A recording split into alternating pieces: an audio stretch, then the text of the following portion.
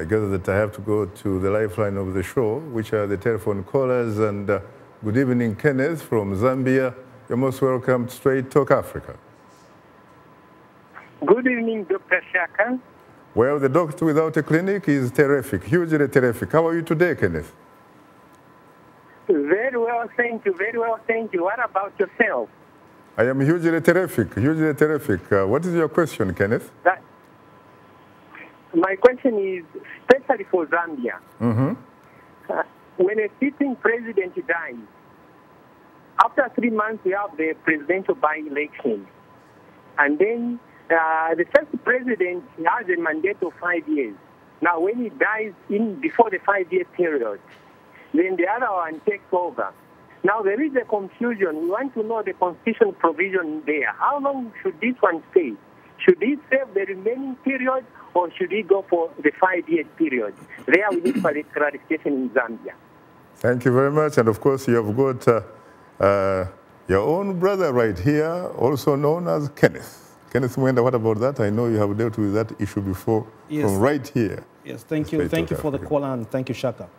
Under the current constitution, the 1996 constitution with, I think, a subsequent amendment, the current president is eligible to stand and be re-elected. But this term that he's finishing off will count as his first term. So to answer that question, similarly, former President Rupia Banda wanted to run for presidency. He could only have run, if he won, he could have only been powered during the transition period and nothing more beyond that.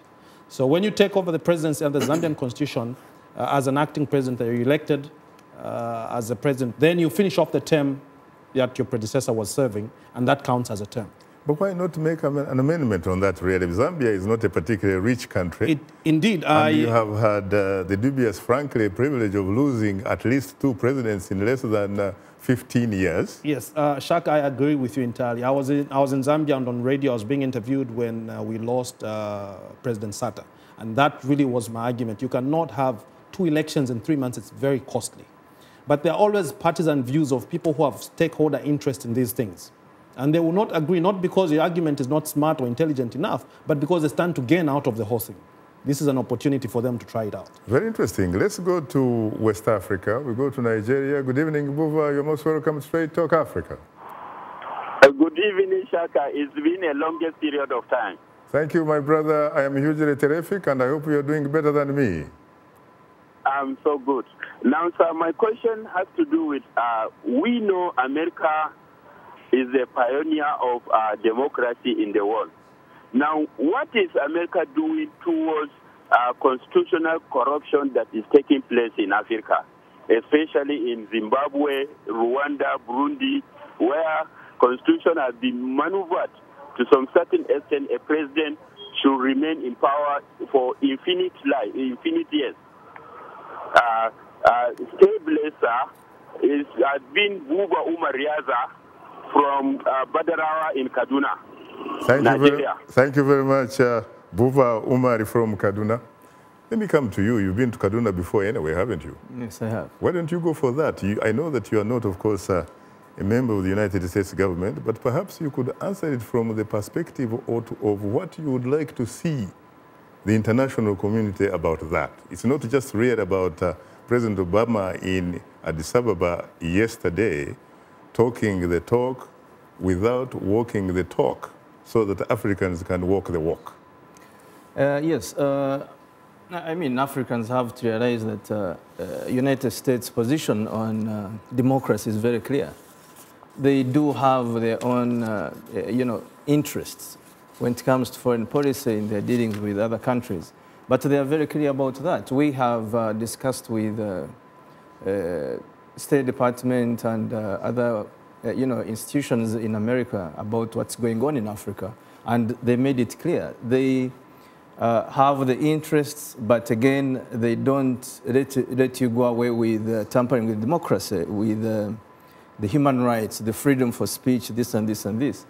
Do they really? Do they really? Because yes, there are a lot of people, in fact, who didn't even want to have President Obama in Addis Ababa.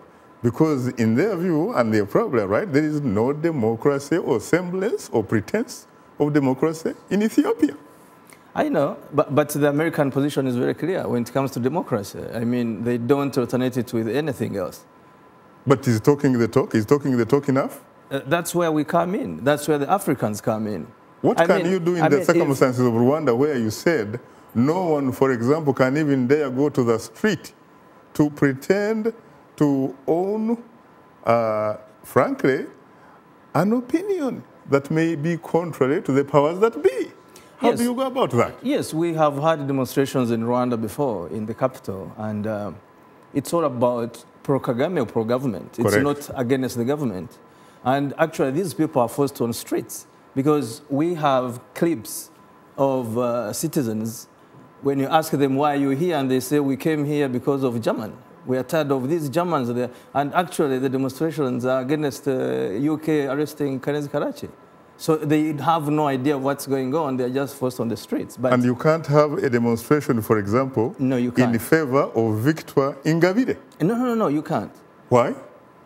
Because... what happens, in fact, if you try? Now, the Rwandan situation is a bit tricky because of the horrible genocide.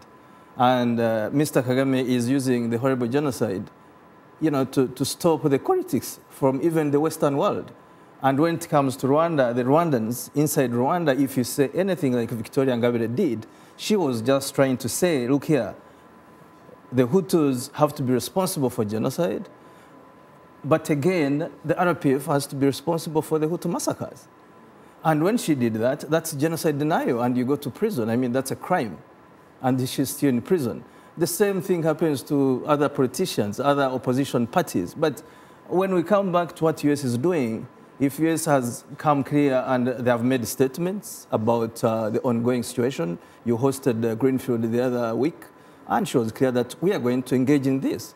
But probably they are waiting for the president to officially announce that he's going to run. But the parliament and the Senate have already agreed that the change should take over. And they are half of the country now with consultations, and the citizens are saying, oh yes, we should change Constitution 101. And Rwandans should admit that it's up to them now. But in fairness to President Kagame, he says he has absolutely nothing to do with it. Do you believe him?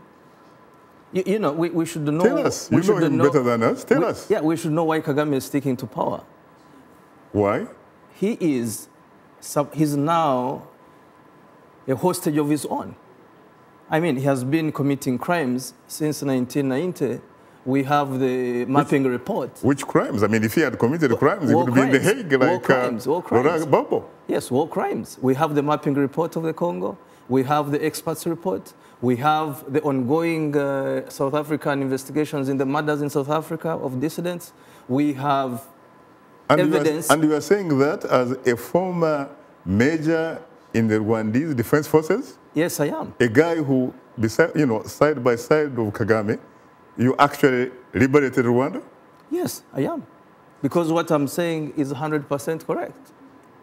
We shouldn't expect peace. We shouldn't expect freedom in Rwanda if we don't tackle these issues. What did you know, and when did you, in fact, come to know about that?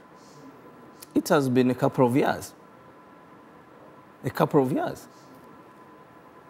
I mean, let's say, okay, if we do admit that genocide took place in Rwanda, who is responsible? Definitely somebody is responsible, and that's the former government Hutu regimes and the militias.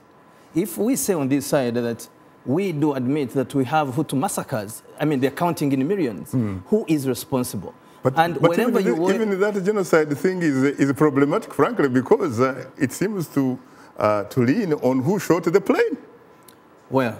Who shot the plane of Habyarimana and Taryamira? It's public knowledge to RPF members and soldiers that RPF actually brought down the plane. So if the RPF shot the plane, who gave the order? Mr. Kagame did. So how can that happen when Kagame takes the credit for stopping genocide?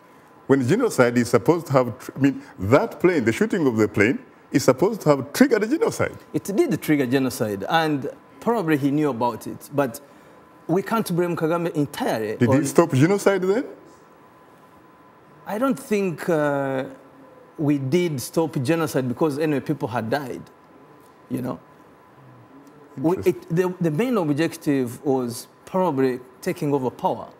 And when we talk about genocide, it's not like one scene that people are dying in a stadium, so we should go, and people are dying all over the country, and there's no way you're going to, you know, operate in a way that you stop the killings. Unfortunately, time happens not to be our best ally. I hope we'll have another edition of Straight Talk Africa.